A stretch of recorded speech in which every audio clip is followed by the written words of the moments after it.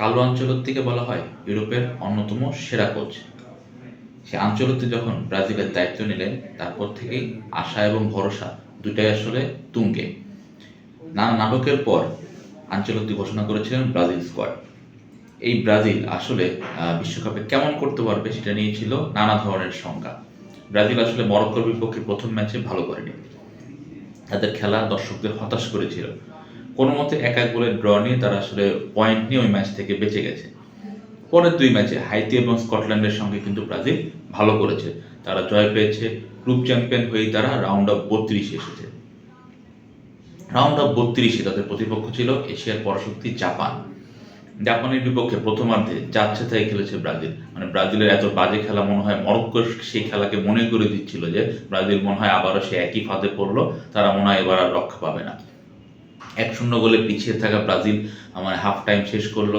সমর্থকদের মুখে তখন চোখে মুখে তখন অন্ধকার। দ্বিতীয়ার্ধেই আনচেলত্তি মাস্টার মাইন্ড ক্লাসে বদলে গেল পুরো পরিস্থিতি। আনচেলত্তিকে আসলে বলা হয় যে অন্যতম মাস্টার মাইন্ড তিনি, যে বিভিন্ন পরিকল্পনা যে কীভাবে আসলে ঘুরে দাঁড়ানো যায় এটা আসলে তিনি রিয়াল মাদ্রিদের কোচ থাকার সময় বহুবার এটা করে দেখিয়েছেন। ব্রাজিলও সেই প্রমাণ পেল জাপানের বিপক্ষে। 1-0 গোলে পিছিয়ে থাকা ব্রাজিল শেষ পর্যন্ত জিতল 2-1 গোলে। ব্রাজিলের সামনে এবার প্রতিপক্ষ ইউরোপের মানে নতুন যে যুগের যে উদ্যমী একটা দল নরওয়ে। মানে গত কয়েক বছর ধরে নরওয়ে আসলে খুব ভালো করছে। অবশেষে তারা 28 বছর পর বিশ্বকাপে এসেছে এবং এটার মূল কারিগর হচ্ছে আর্লিং হালান্ড। আমরা সবাই জানি গত কয়েক মৌসুমে ম্যানচেস্টার সিটির হয়ে হালান্ড আসলে রীতিমতো গোল মেশিনে পরিণত হয়েছে। মানে তাকে ঠেকানো মানে রীতিমতো অসাধ্য একটা ব্যাপার। সেই হালান্ডের সামনে এবার ব্রাজিলের রক্ষণ ভাগ। এবার ব্রাজিল স্কোয়াডে মানে সবচেয়ে বেশি আলোচনা ছিল তাদের রক্ষণ ভাগ নিয়ে, মানে অন্যতম দুর্বল রক্ষণ ভাগ নিয়ে তারা আসলে এবার বিশ্বকাপে এসেছে। মিলিতাওয়ের ইনজুরি এটার সাথে আরো মানে মরার উপর খাড়ার যোগ করেছে আর কি। এক মার্কিনিয়স ছাড়া তেমন অভিজ্ঞ কোনো ডিফেন্ডার নেই। মাহালেস আছেন, দানিলো সান্তোস আছেন, মানে তারা আসলে কতটুকু হালান্ডকে সামলাতে পারেন সেটা আসলে একটা বড় প্রশ্ন। বিশেষ করে মাহালেস, তিনি কিন্তু আর্সেনাল হয়ে খেলেন, তিনি তার সাথে হালান্ডের প্রতি মৌসুমেই দেখা হচ্ছে ইংলিশ প্রিমিয়ার লিগে। তো এই মৌসুমে কিন্তু তার সাথে বেশ হাতাহাতির একটা ঘটনা ঘটেছে, জার্সি টেনে ছিঁড়ে ফেলেছিলেন তিনি হালান্ডের। তো এই দুজনের দ্বৈরথটা আসলে দেখার মতো হবে, কিন্তু আদৌ কি তিনি হালান্ডকে থামাতে পারবেন কিনা সেটা এখন বড় প্রশ্ন। তো আনচেলত্তি আসলে কি করবেন? ব্রাজিল সমর্থকরা কিন্তু মানে আনচেলত্তির দিকে সবচেয়ে বেশি তাকিয়ে আছেন। তাদের মতে এবারের পুরো ব্রাজিল বিশ্বকাপ স্কোয়াডে একমাত্র তারকা হচ্ছে আনচেলত্তি। মানে অনেকটা মজা করেই খানিকে বলেন, আবার অনেকে আবার বেশ সিরিয়াস হয়ে বলেন যে এই পুরো দলে নেইমারের সঙ্গে যদি তারকা খ্যাতি তুলনা করা হয় তাহলে সেটা হচ্ছে আনচেলত্তি। তো এই আনচেলত্তির দিকে আসলে ব্রাজিল তাকিয়ে আছে যে তিনি কোন প্ল্যানে সাজাবেন। তিনি নরওয়ের ওডেগার্ড মাঝমাঠে, ওডেগার্ড যে আসলে দুর্দান্ত খেলেন, তাকে আসলে কে আটকাবে? ব্রাজিলের মাঝমাঠ তো দুর্বল, তো প্রতিপক্ষ যেন মাঝমাঠের কন্ট্রোল না নেয় এজন্য কে আসলে ওডেগার্ডকে আটকাবে এবং এটার দায়িত্ব আসলে কার উপরে থাকবে? মার্কিনিয়স, দানিলো সান্তোস নাকি মাহালেস? আমরা যে কোনো একজনকে তো হালান্ডের সাথে থাকতেই হবে।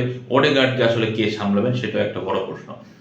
সো আনচেলত্তির উপর ব্রাজিল সমর্থকদের অনেক আশা ভরসা। তারা নিশ্চয়ই চাইবেন না যে এই রাউন্ড অফ 16-এ তারা আসলে বাদ পড়ে যাক। কোয়ার্টার ফাইনালে যাওয়ার জন্য তাদের আসলে নরওয়েকে হারাতে হবে, নকআউট ম্যাচ, এটার কোনো বিকল্প নেই। তো ম্যাচটাকে আসলে আনচেলত্তি নির্ধারিত 90 মিনিটেই শেষ করতে চাওয়ার কোনো পরিকল্পনা সাজাবেন, নাকি তিনি চাইবেন যে সেফ খেলে ম্যাচটাকে অতিরিক্ত সময় গেলেও তারা যেন জয় নিয়ে ফেরত আসতে পারে, এমনকি টাই ব্রেকারে গেল। তো আনচেলত্তি আসলে ফরমেশনটা কীভাবে সাজাবেন এবং প্রথম একাদশটা আসলে কীভাবে সাজাবেন এটা একটা বড় প্রশ্ন। এবং একাদশের সাথে চলে আসে নেইমারের প্রসঙ্গটা। নেইমার কিন্তু আমরা সবাই জানি দীর্ঘ 981 দিন পর ব্রাজিল জার্সিতে মাঠে ফিরেছিলেন, কিন্তু সেটা ছিল মাত্র 15 মিনিটের জন্য। এবং এই 15 মিনিটের জন্য তিনি আসলে নেমেই 3-4টা সুযোগ তৈরি করেছেন।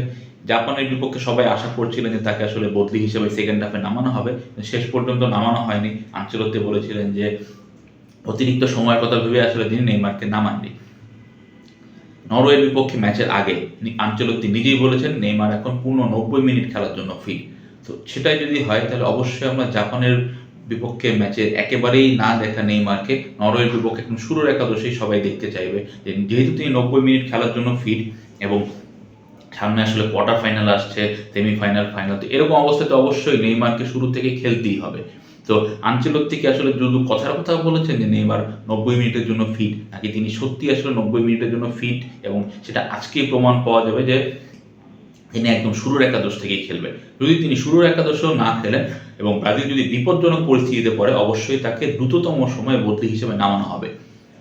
কিন্তু অনেকেই মনে করছেন যদি ব্রাজিল গত ম্যাচের মতো জয়ের পথে থাকে 1-0 বা 2-0 গোলে এগিয়ে, হয়তো নেইমারকে আরও খানিকটা বিশ্রাম দেওয়া হবে এবং এই বিশ্রামটা শেষ হতে পারে কোয়ার্টার ফাইনালে গিয়ে, কোয়ার্টার ফাইনালের মতো বিশাল একটা মঞ্চে নেইমারকে অবশ্যই শুরু থেকে মাঠে নামানো হবে।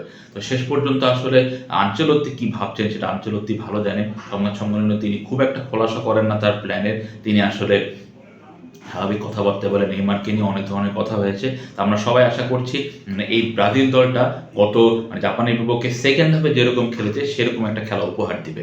অন্যদিকে নরওয়ের কথা যদি বলি, তাদের আসলে হারানোর কিছুই নেই। তারা ম্যাচের আগেও বলেছেন যে আসলে ব্রাজিলের সাথে খেলাটা তাদের জন্য বড় একটা ব্যাপার। তা 28 বছর আগে এই ব্রাজিলকে হারিয়েছিল 98 বিশ্বকাপে।